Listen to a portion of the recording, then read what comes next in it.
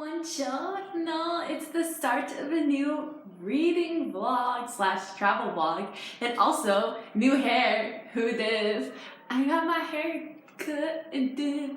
I love it.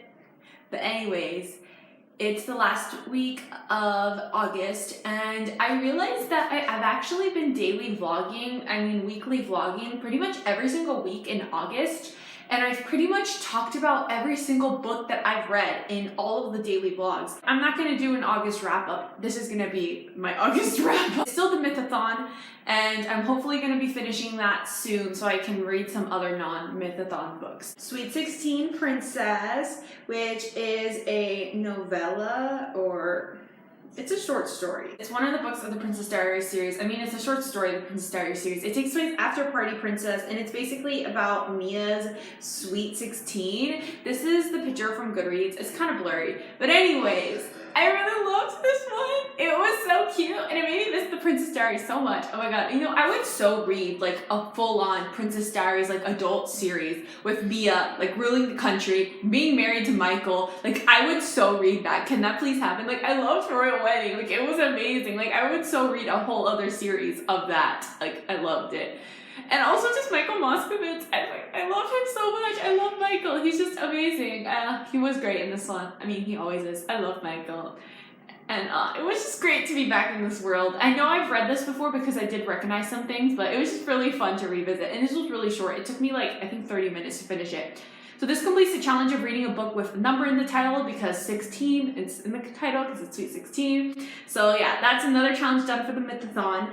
And then next, the Sassy Book Club. They're actually reading Heartstopper this month. And when they first announced it, I was like, oh my god, yes, I'm gonna read it. And then I completely forgot about it. Live show is gonna be on the 30th of July, and I was like, oh crap, that's in like 2 days. Let me go read Heartstopper. So I binged the entirety of Heartstopper Volume 1 and Heartstopper Volume 2. The whole comic is for free on Tapas, which is an app, and you can also read it online. It's so cute. It's so cute. I loved it so much. It was the most adorable thing ever. Oh my god. Oh my god. My gay sons. I love them. Move over, Alex and Henry. That got 2 new gay sons. My heart is going to burst. They're just so adorable. I wish this comic was in color, because the few like mini comics online that are in color are the cutest, like most precious things ever, and I wish the whole thing was in color. I think I'm gonna count these for the LGBT challenges, because romance is male-male romance, and one of the males is bisexual, which is one of the challenges. So I'm gonna count this for the Mythathon challenges. I'll read an LGBT book and read a book with a bisexual male character. So check. Not only is the main romance of these books male-male, everybody in this book is queer. Like, there's nobody straight in this book. It's amazing. A female-female romance that's like part of the friend group, and then another person in the friend group is trans. Basically, everybody is queer in this book. Nobody is straight. It's amazing. I love it so much. I read all of what's on Tapas right now. It made me so happy. They're just so cute. And I also started The Wicked and the Divine, which I don't like it at all. I'm probably gonna finish it anyway because it completes a million challenges for the Mythathon, but I'm really not liking The Wicked and the Divine. The concept is just not explained at all. You're basically just thrown into the world, and you pretty much kind of have to figure it out on yourself. Like, some things are kind of explained, but for the most part, nothing is explained. And I don't even understand what the heck is going on with this plot. Like, it makes no sense. I mean, the art style is beautiful. Like, it's so pretty. That's pretty much the only thing I like about this. Already, I want to give this 2 stars. Hopefully, it will turn around, but right now, I'm really not liking it. I only have 2 hours. Things are going down. It's so good. I can't wait to finish it. I also have no idea how this book is gonna end, because a lot of things are happening, and I don't know how all of these things are gonna get resolved. I'm gonna go do some reading, and then later today I'm gonna go out, and I'm probably bring you with me. We'll see.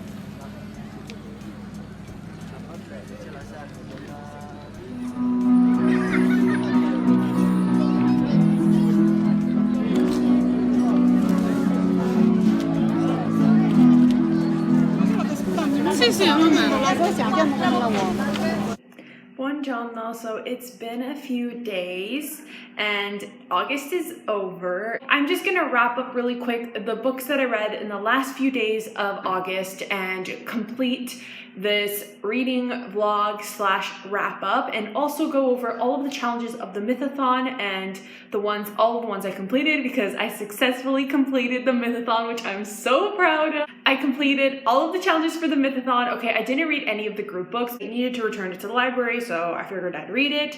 I Want to Be Where You Are by Christina Forrest. This is about a black ballerina who is super passionate about ballet, and she really wants to audition for New York Conservatory because her idol is doing auditions for their conservatory, but her mom does not approve. So when her mother goes on a vacation of her own during spring break, she decides to go on a road trip and drive to the audition by herself and not tell anybody about it, so she can audition and try to get into her idol's conservatory. But of course, her child best friend slash next door neighbor, who she despises, blackmails her into bringing him along with her. So the whole book is basically the road trip that they go on, and it's an enemies to lovers romance, which was really cute.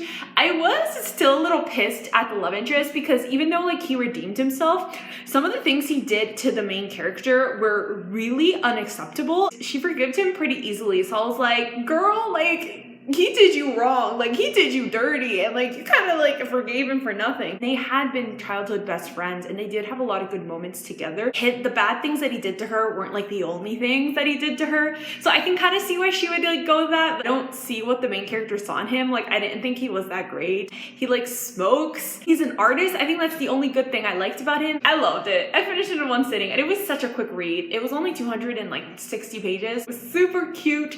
I loved seeing a black ballerina. Did touch about some of the struggles that black ballerinas go through. I gave this 4 stars because while it was really fun and entertaining and super well written, it wasn't like groundbreaking or revolutionary. It was just a really cute, simple story.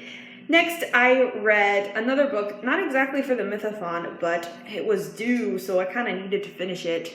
And that is A Little Light Mischief by Cat Sebastian. So I've never read historical romance before, like never. I'm like mad at myself for thinking this, but I felt like it wasn't that great of a genre and that a lot of the books in there weren't well written. And I'm really mad at myself for thinking that, because it's very much rooted in misogyny. But basically, I heard about this book and that it was gonna be a female-female historical romance. I loved this. This is a novella. It's only like 100 pages, but it was so cute and well written. I was so impressed by this 100 novella story that I'm like so mad at myself for being a book snob. And now I really want to read more of Cat Sebastian's books. So she has a lot of queer historical fictions, actually. She has like one with a trans main character. She has a lot of male historical fiction romances. So I'm definitely going to be checking out more Cat Sebastian, because I loved this one. It was super cute, and I really want to read more historical fiction now. Finally finished The Wicked and Divine. I gave this book 2 stars. I really did not like it.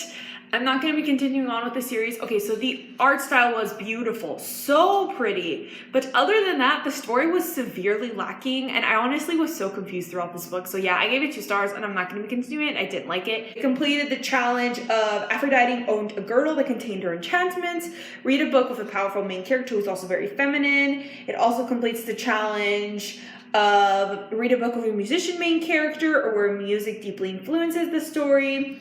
Those 2. It also could complete like so many more challenges, but I decided to just try to use different books to complete different challenges instead of like doing everything for that book. I loved Wicked Fox so much. I gave it 4 stars. I was a little annoyed at like the ending.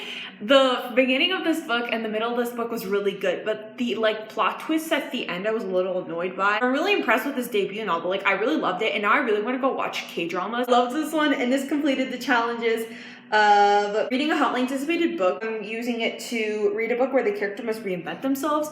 I mean, it's kind of a stretch, but like she does kind of have to like change herself and reinvent herself when she starts falling for Jean Hoon and she starts changing. So I definitely think it counts for that. I'm gonna be using Myth books to complete Mythathon challenges. All of the other books that I read for the Myth Readathon, I used to complete all of the rest of the challenges. Like Aru Shah, I used it for read a book about a protagonist who's invisible to society. I mean, Aru Shah is a child, so yeah, children are frequently invisible to society. I also used it for read an adult book of a child main character or middle grade. Aru Shah is a middle grade. Read a book you've been shelving for far too long. Definitely been wanting to read Aru Shah forever. And then I also used Death and Night for read a book about a unconventional woman. Read a book of her battles and illness. Okay, this is kind of a stretch, but like the deaf character, he has like a curse. And when Jessie did their recommendation video, one of the books that they did for the illness book was a Beauty and the Beast retelling, and they counted the curse as like an illness. So if they did it, I can do it too. City of Brass I'm using to complete. Read a book that takes place under hostile weather conditions, which yeah, they cross the desert. That definitely counts. And also read a book where the characters must escape an immoral rule that happens towards the end of the book. That's about it. Those are all of the books I read for the Mythathon and the Myth Readathon and in August. So I'm not going to be doing a wrap up. This is basically the equivalent of my wrap up. I had a really great reading month in August. I read 15 books. I was so busy in August. Like I was in Italy and I was so busy. I have no idea how I managed to read 15 books in August, but I did. I also completed my Goodreads reading goal of reading 100 books. I am so happy. I've been wanting to read 100 books in a year for so long. I never thought I would ever be able to do it because usually I read 70 books and that's like my standard, and I was like, it's fine, 70 books is still good, it's fine. But this year, I did it. I read 100 books and we're not even halfway through the year. So I still have more time to read more books. So I'm so happy and impressed that I read 100 books. I surpassed my Goodreads goal and I'm actually at 105 books now. So like, look at me go. This is the last vlog and vlog of Italy, which I'm really sad about. Obviously, I'm gonna be doing the plane ride back because I'm gonna be reading on the plane. So it's gonna be another reading vlog, but this is gonna be the last one. So I'm really sad and emotional about leaving, but unfortunately, all things must come to an end. Comment down below, have you completed your Goodreads goal yet, or are you super behind? My social media links are all down below, my Twitter, my Bookstagram, the Goodreads. Arrivederci!